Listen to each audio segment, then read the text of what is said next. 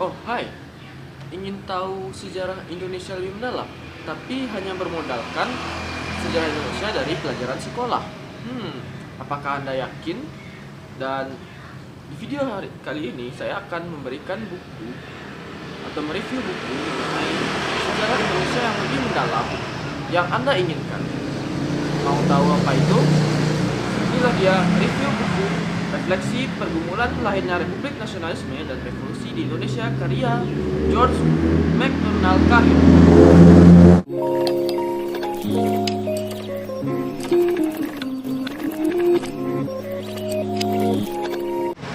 Oke, buku yang berjudul Refleksi Pergumulan Lahirnya Republik Nasionalisme dan Revolusi di Indonesia ini merupakan sebuah karya sejarah dari sejarawan dari luar negeri, yaitu George MacDonald Kahin. Beliau merupakan sejarawan yang mencari studi atau melakukan penelitian sejarah langsung ke Indonesia. Jadi dia melakukan pendekatan kepada orang-orang Indonesia, sehingga hasil karya sejarahnya cukup dikatakan akurat. Nah, kembali lagi ke dalam pembahasan buku. Karya dari George MacDonald Kahin ini mengangkat isu utama, yaitu sejarah Indonesia. Permasalahan utamanya, buku ini membahas dan menganalisis asal mula nasionalisme tidak mulai dari Budi Utomo, tetapi dari sejarah Indonesia sejak kedatangannya dunia Barat ke Indonesia, khusus Belanda atau VOC dalam permulaan abad ke-16.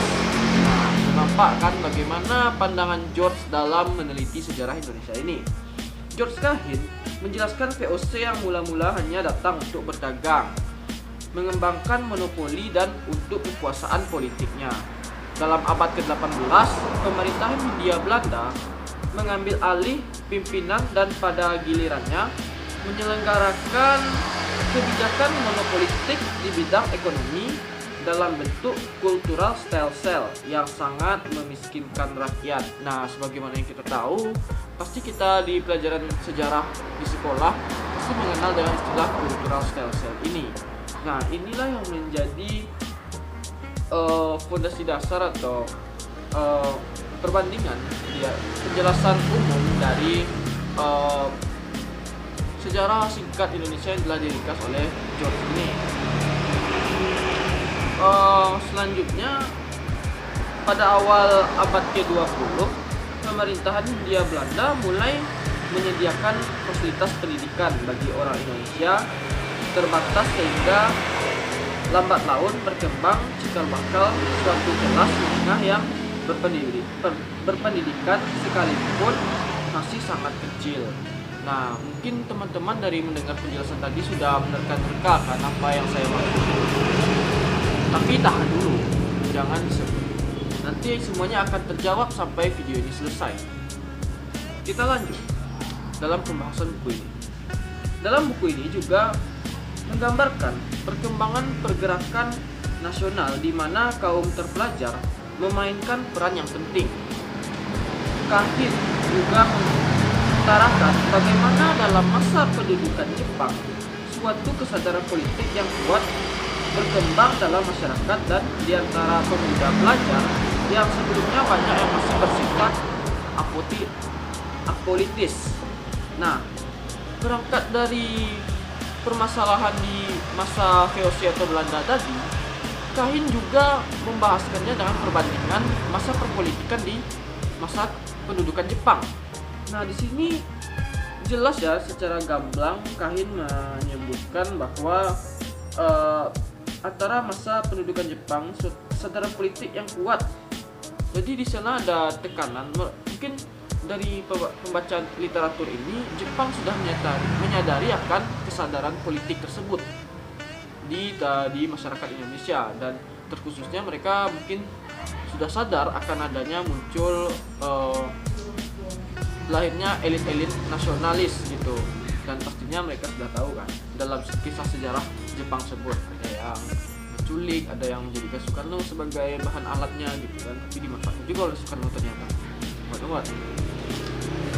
Oke.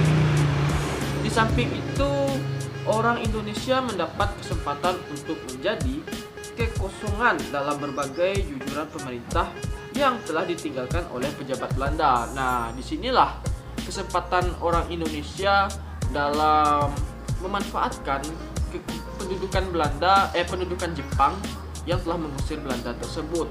Nah, samping satu hal yang sangat mendukung merebaknya nasionalisme ialah dijadikannya bahasa Indonesia sebagai bahasa resmi yang diajarkan semua sekolah dari SD sampai universitas. Nah, di sini kita selain hal-hal perpolitikan antara Jepang dan Belanda itu juga secara tertulis atau secara gamblang menjelaskan bahwa ini adalah dampak dari Sumpah Pemuda tersebut yang dilakukan oleh kaum pemuda Indonesia sebelumnya gitu kan. Saya sepertinya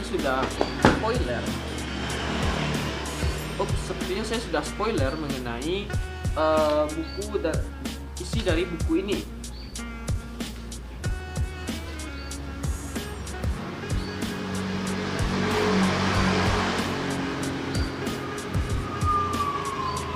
Nah, selain itu, di dalam buku ini terdapat pembahasan rinci mengenai revolusi kita sampai dengan suatu saat kedaulatan kita diakui pada bulan Desember 1949 dan terbentuknya Negara Kesatuan pada 17 Agustus 1950. Nah, dalam buku ini pun juga tidak hanya sampai kemerdekaan ternyata juga membahasnya dalam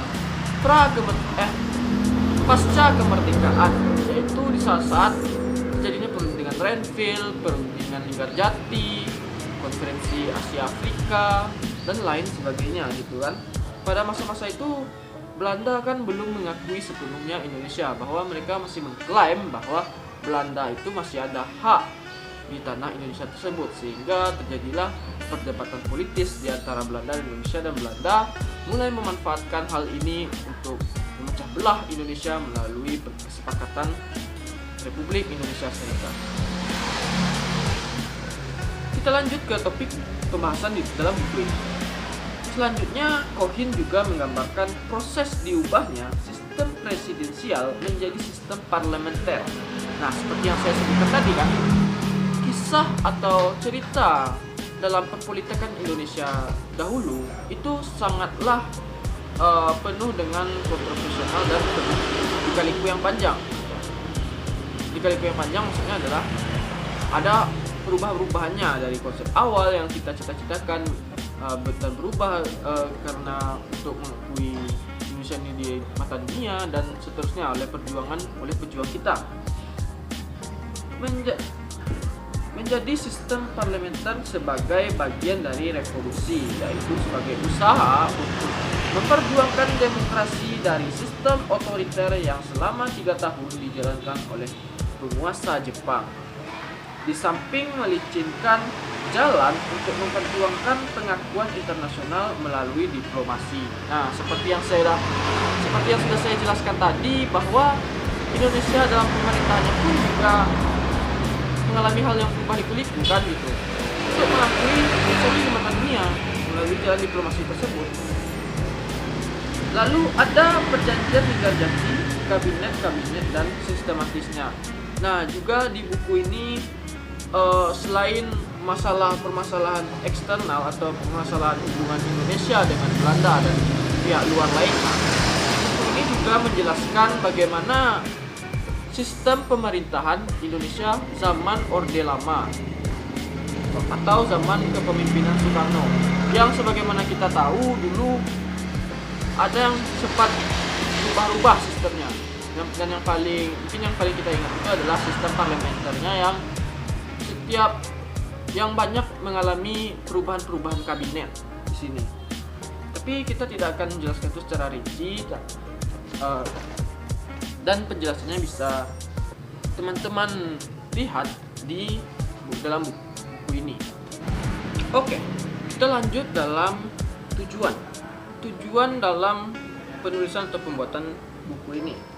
Dikarenakan George MacDonald Cohen ini adalah seorang sejarawan Tentu buku karyanya ini bukan semata-mata untuk pembuat cerita belaka. Sudah jelas di dalam buku ini ditunjukkan pada penelitian sejarah revolusi di Indonesia yang diteliti oleh beliau. Atau bisa dikatakan buku ini adalah hasil dari penelitian beliau. Temuan dan kesimpulan. Temuan yang didapat dari isi buku ini ialah ada dua aliran pemikiran selama periode George yang telah ditelaah oleh George dalam politik yang berkisar pada perundingan dengan pihak Belanda. Satu yang ingin berunding dengan pihak sekutu, mengingat bahwa kita belum sempat mengatur organisasi baik sipil maupun militer. Aliran lain ingin 100% merdeka sebagai syarat mutlak untuk persatuan perjuangannya. Kesimpulan yang didapat di buku ini ialah tidak hanya unggul sebagai karya ilmiah mengenai gerakan nasional kita yang terinci, komprehensif, dan objektif, tetapi juga merupakan kesaksian hidup dari sejarah revolusi kita. Dan ini menjadi kesadaran pada generasi selanjutnya untuk meneliti lebih lanjut mengenai bangsa kita ini dan bisa digunakan sebagai sumber sejarah. Jadi apalagi kita sebagai sarjana ilmu sejarah yang akan meneliti sejarah juga harus terbesitlah dalam hatinya untuk meneliti lebih dalam dan sejauh mana bangsa kita ini, baik itu dalam segi perjuangan kemerdekaannya, baik itu dalam segi sejarah lokal-lokalnya dan sebagainya. Dalam buku ini pun kita juga bisa dijadikan sebagai rujukan. Oke, sekian dari video saya. Mohon maaf atas segala kesalahan. Saya tutupi dengan wassalamualaikum warahmatullahi wabarakatuh. Everyone's looking at me thinking that I'm different. Everyone's looking at me thinking that I'm living. But I don't really care what they all say.